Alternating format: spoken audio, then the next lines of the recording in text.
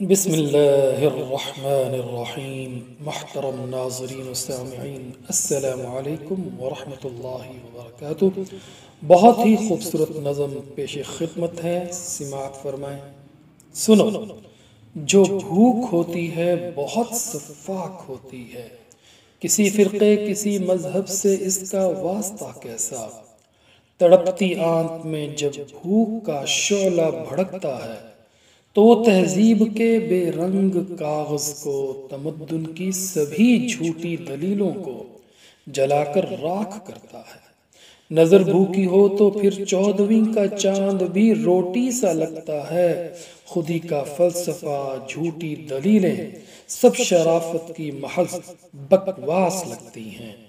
حقیقت میں یہی سب سے بڑا سچ ہے کہ یہ جو بھوک ہوتی ہے بڑی بدذات ہوتی ہے، یہ جو بھوک ہوتی ہے بڑی سفاک ہوتی ہے۔ دعا ہے کہ اللہ پاک ہمیں نصیحت کے ساتھ ساتھ مدد کی بھی توفیق عطا فرمائے۔ آمین ثم آمین یا رب العالمین۔ اللہ حافظ۔